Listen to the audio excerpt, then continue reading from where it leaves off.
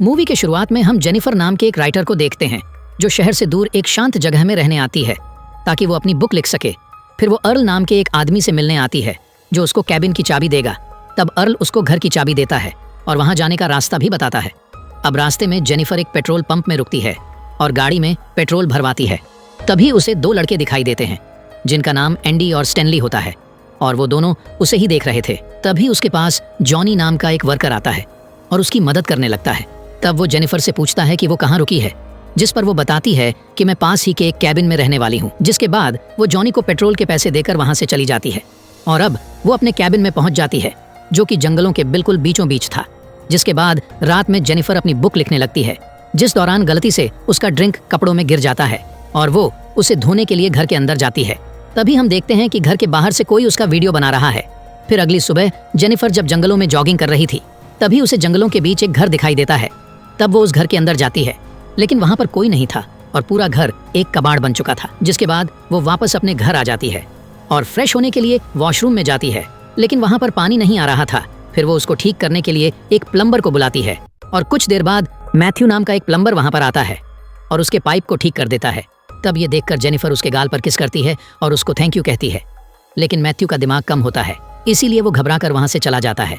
फिर शाम को मैथ्यू अपने दोस्त एंडी, स्टैनली और जॉनी के साथ फिशिंग करने जाता है जहां वो उन्हें बताता है कि उस लड़की ने उसके गालों पर किस किया, जिसे सुनकर जॉनी को उसके बातों पर विश्वास नहीं होता। तब स्टैनली अपने कैमरे में उन दोनों को जेनिफर की वीडियो दिखाता है जिससे हमें पता चलता है कि पिछली रात उसी ने ही जेनिफर की छुपकर वीडियो बनाई थी। तब ये सब देखकर जॉनी की नीयत खराब होने लगती है और अब वो जेनिफर के साथ गलत करना चाहता था। फिर रात में जेनिफर जब सो रही थी तभी अचानक दरवाजे से उसे कुछ आवाज सुनाई देती है और जब वो चेक करने के लिए वहां पर जाती है तो वहां पर उसे एक मरी हुई चिड़िया दिखाई देती है और साथ ही उसे बाहर के स्टोर रूम का दरवाजा भी खुला हुआ दिखाई देता है। तब वो वहां जाकर दरवाजे को बंद करती है और वापस अपने कैबिन में आती है। तभी वो अपने लैपटॉप पर उन्हीं तीनों का फोटो देखती है, जिसके बाद वो तीनों वहां आकर उसे घेर लेते हैं। तब ये देखकर जेनिफर उनसे कहती है कि मेरा बॉयफ्रेंड यहाँ पर आने वाला है, इसीलिए तुम लोग यहाँ से चले जाओ। जिस पर जॉनी कहता है कि मुझे पता है यहाँ पर तुम्हारा कोई बॉयफ्रेंड नहीं है और तुमने मैथ्यू के गाल पर किस भी किया था। तब जेनिफर कहती है कि मैंने तो उसे सिर्फ थैंक यू किस किया था। जिस पर जॉनी कहता है कि वो शहर के लड़कियों को अच्छी तरह जानता है कि उन्हें क्या चाहिए, जिसे कहकर वो उसको दारू की बोतल देता है और उसे पीने के लिए कहता है, लेकिन जेनिफर पीने से मना करती है। तब जॉनी उससे कहता है कि अगर वो ये दारू पी लेगी तो वो तीनों वहां से चले जाएंगे, जिससे अब जेनिफर वो दारू पी लेती है लेकिन फिर भी वो लोग वहां से नहीं जाते। तभी जॉनी एक बेसबॉल बैट को उसके मुंह पर लगाता है और उसको मुंह खोलकर अपना दांत दिखाने के लिए कहता है, जिसके बाद वो अपना गन निकालता है और उसे किस करने के लिए कहता है। फिर वो गन उसके मुंह में डाल देता है, जिसके बाद एंडी भी वो बोतल उसके मुंह में डालने के लिए जाता है, लेकिन तभी जेनिफर एंडी को नीचे गिराती है और स्टैनली के आंख में स्प्रे मारकर वहां से भागने लगती है। फिर भागते भागते सुबह हो जाती है और तभी उसे वहां पर दो आदमी मिलते हैं जिनमें से एक शेरिफ था और दूसरा अर्ल था। तब वो उन्हें सारी बातें बताता है और शेरिफ उसको लेकर उसी कैबिन में जाता है, लेकिन वहां पर शेरिफ को कोई भी नहीं मिलता। इसीलिए शेरिफ उसको कहता है कि जरूर तुम्हें कोई वहम हुआ होगा। फिर जब वो उसकी तलाशी लेने लगता है तो वो उसके शरीर को गलत तरह से छूने लगता है और तभी वहां पर वो तीनों फिर से आ जाते हैं। तब जेनिफर को पता चलता है कि वो शेरिफ भी उनसे मिला हुआ है। तभी शेरिफ उससे कहता है कि अब तुम्हारे साथ बहुत बुरा होने वाला है। जिसके बाद जॉनी जेनिफर को पकड़ लेता है और मैथ्यू को अपने कपड़े उतारने के लिए कहता है, लेकिन मैथ्यू ऐसा करने से मना करता है। तब जॉनी उसे मर्द बनने के लिए कहता है, जिसे सुनकर मैथ्यू अपने कपड़े उतारने लगता है। इसके बाद वो जेनिफर के कपड़े फाड़कर उसे नीचे लेता देते हैं और फिर वो मैथ्यू को उसका यूज करने के लिए कहते हैं, जिसके बाद मैथ्यू उसके साथ वैसा ही करने लगता है, जिससे जेनिफर काफी रोने और चिल्लाने लगती है। तभी शेरिफ को उसकी बेटी का कॉल आता है जो अपने पिता को आज जल्दी घर आने के लिए कहती है, जिस पर शेरिफ अपनी बेटी से जल्दी घर वापस आने का वादा करके कॉल कट कर देता है। फिर वो लोग जेनिफर को वहीं छोड़कर वहां से चले जाते हैं। जिसके बाद जेनिफर भी वहां से उठकर बाहर जाने लगती है, लेकिन थोड़ा आगे जाने पर वो पांचों उसे फिर से घेर लेते हैं क्योंकि अभी भी उनका मन नहीं भरा था। तभी वो लोग उसे पकड़कर जमीन पर लेटा देते हैं और शेरिफ उसके साथ गलत करने लगता है। जिसके बाद वो सभी एक एक करके दरिंदों की तरह उसका यूज करने लगते हैं और जब उनका मन भर जाता है तब वे उसे छोड़ देते हैं। जिसके बाद जेनिफर किसी तरह उठकर वहां से जाने लगती है और अब वो पूरी तरह पागल जैसी हो गई थी। फिर जब वो एक पुल के पास पहुंचती है तब वो पांचों उसे मारने के लिए फिर से वहां आ जाते हैं, लेकिन तभी जेनिफर नदी में कूद जाती है और वो पांचों पानी में देखने लगते हैं, पर उन्हें जेनिफर कहीं नजर नहीं आ रही थी।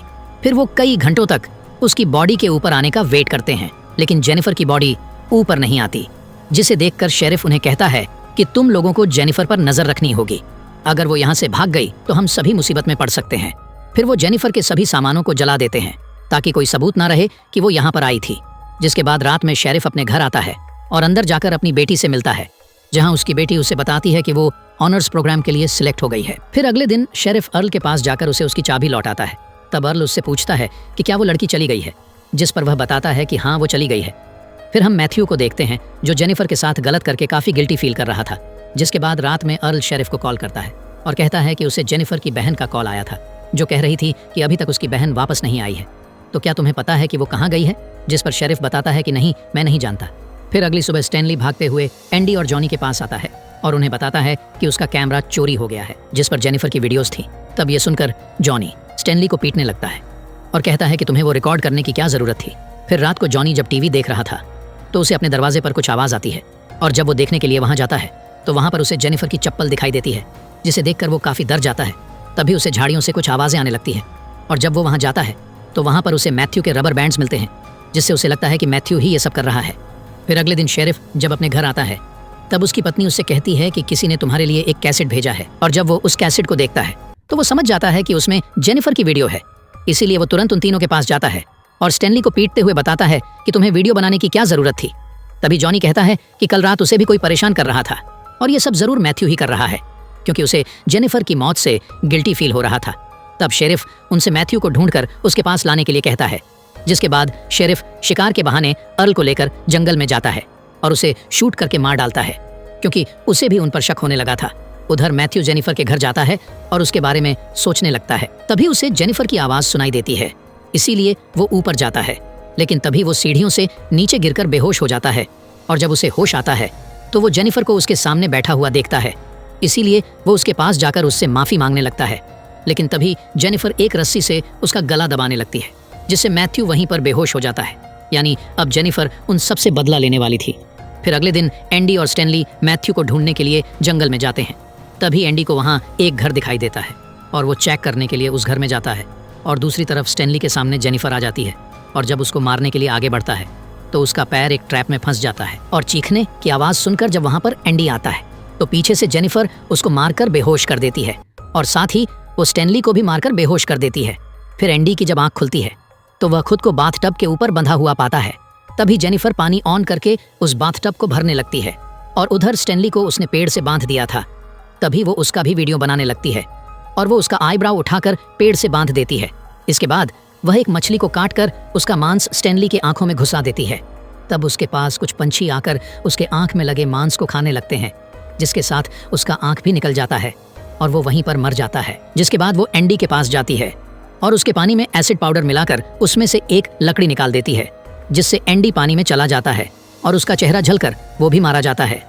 जिसके बाद जेनिफर उसी पेट्रोल पंप में जाती है और जॉनी को किडनैप कर लेती है। फिर उसको रस्सी से बांधकर टॉर्चर करने लगती है और आखिर में उसका पेनिस काटकर उसके ही मुंह में डाल देती है, जिससे तड़पते हुए उसकी भी मौत हो जाती है। और दूसरी तरफ शेरिफ को उसके पत्नी की कॉल आती है, जो उनसे कहती है कि उनके बेटी की एक टीचर उनके घर आई है। तब ये सुनकर शेरिफ उस टीचर से बात कराने के लिए कहता है और तभी हम देखते हैं कि वो टीचर जेनिफर है। फिर जब जेनिफर फ़ोन पर उसे अपना नाम बताती है तो शेरिफ ये सुनकर काफ़ी डर जाता है और कहता है कि मेरी बेटी को कुछ मत करना, लेकिन जेनिफर कॉल कट कर देती है और उसकी बेटी को लेकर वहाँ से चली जाती है। फिर जब शेरिफ अपने घर पहुँचता है तब उसकी पत्नी उससे कहती है कि टीचर उसको प्लेग्राउंड में ले गई है। ये सुनकर शेरिफ तुरंत वहाँ पर जाता है, लेकिन उसकी बेटी वहाँ पर नहीं थी। तभी गाड़ी में जेनिफर उस पर हमला कर देती है और उसको किडनैप कर लेती है। फिर शेरिफ को जब होश आता है तो देखता है कि जेनिफर ने उसी की शॉटगन को उसके पीछे घुसा दिया है। तभी शेरिफ जेनिफर से अपनी बेटी के बारे में पूछता है। तब वो उससे कहती है कि अगर तुम्हारी बेटी के साथ कोई ऐसा करे तो तुम क्या करोगे, जिस पर वो कहता है कि मैं उन्हें मार डालूंगा। तब जेनिफर कहती है कि मैं भी ऐसा ही करने वाली हूँ। फिर वो शॉटगन के ट्रिगर में एक रस्सी बांधकर उसका दूसरा सिरा बेहोश पड़े मैथ्यू के हाथ में बांध देती है, ताकि उसे होश आते ही वो ट्रिगर दब जाए। फिर वो बाहर आकर बैठ जाती है। उधर मैथ्यू को जब होश आता है तो वो अपना हाथ हिला देता है, जिससे गोली चल जाती है और वो दोनों मारे जाते हैं। और इसी के साथ ये मूवी यहीं पर खत्म हो जाती है।